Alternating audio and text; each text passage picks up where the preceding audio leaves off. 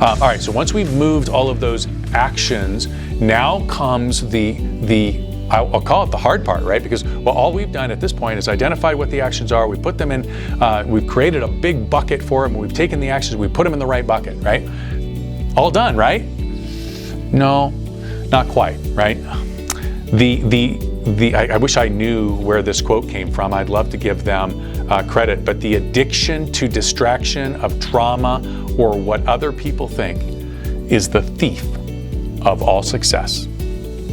You will constantly feel distraction at the beginning. It's just the way it goes, because until you exercise this muscle, until it has muscle memory, until it becomes second nature to you, you have this challenge of living in this schedule. I didn't say it was going to be easy, right? Didn't say it was going to be easy. It's a reason why it's the top 5%ers, not the top 95 percenters. It's because it's hard, right? So let's keep going. Number 3, rule number 3, you have to surrender. I've got a great friend of mine, Michael Sheargold, down in Australia, and he talks about wax work.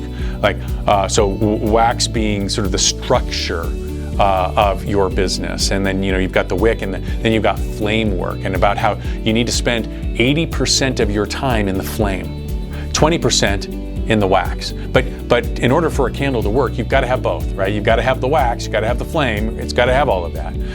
Working in that space, in that wax time, is creating the calendar, as an example, right? But once you've created the process or the system or the way or the calendar or the structure, you then have to surrender to it and allow it to do its thing. You've got to go work into the flame, spending 80% of your time in that area that's going to really drive business, okay? So surrender to the schedule. Don't try to nitpick it. Don't be messing with it. Let it be and let it serve you. Rule number 4.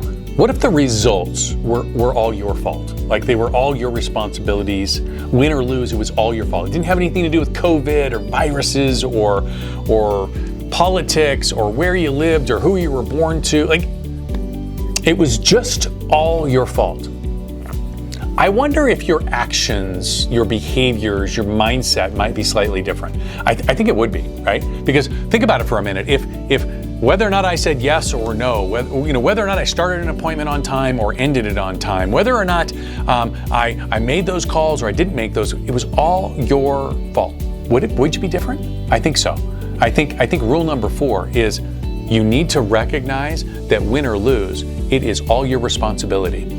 There is no outside force that is going to keep you from being the man or the woman that you say you want to be. Only you can do that. Number 4. All right, so trick, little tidbit. At the end of each week, carve out 30 minutes. Just 30 minutes. I put mine in the afternoon on Friday. 30 minutes is a review of the week, and this is a powerful thing. You're going to do 2 things. Number 1, you're going to look back at the week, and you're going to tell yourself, remember rule number 2, no lying, right? Remember rule number 4, it's all your fault. You're going to tell yourself whether or not you did a good job living to your schedule. You're going to identify the places that you crushed it. You're going to identify the places that you fell short, and you're going to then write down a list of things that you need to do. Two things on the list. Number 1, what you need to change in order for you to be successful in your calendar next week. And then number 2, what you need to do. Likely what happens is we get all this information, right? And we need to do something with it. We need to process it. We need to prepare ourselves for the following week. A lot of those are actions. So we're reviewing our week to make sure that none of those balls get dropped, and we're putting them into our next week's plan. So trick of the trade, do that every single week. It's absolutely amazing.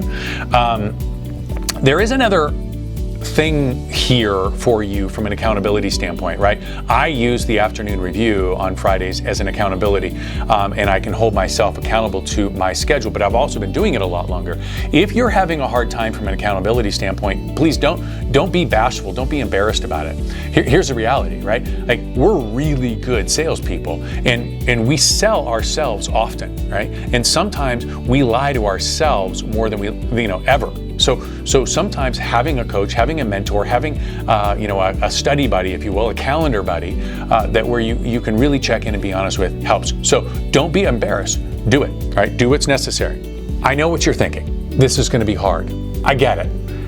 Yes, it's hard. It's also incredibly freeing. It's a life-changing thing. But what we're doing is hard. What we're trying to do is to create businesses, create lives, create relationships, create marriages that are level 10. And if it were easy, everybody would have these level 10 marriages, these level 10 businesses. What often happens is we end up with people who have got great businesses, but their marriages are on the rocks, their kids are in jail. Like, you know what I'm talking about? I know it's not funny, but the thing is, I'm talking about the full Monty. I want the whole thing. Like, if I'm going to have a burrito, I don't want just the beans. You know what I'm talking about? So yeah, it's going to be hard. We're going to follow our 4 rules. We're going to work hard. We're going to say no where we need to say no. We're going to say yes to the areas that we need to say no. We're going to live epic, distinctive lives. It's not easy. It's hard. But managing your schedule will literally change your life. I hope this helps. If you need anything, if you would like, any of the worksheets, if you would like to ask any questions, please don't be bashful. Direct message me. I'd love to hear from you.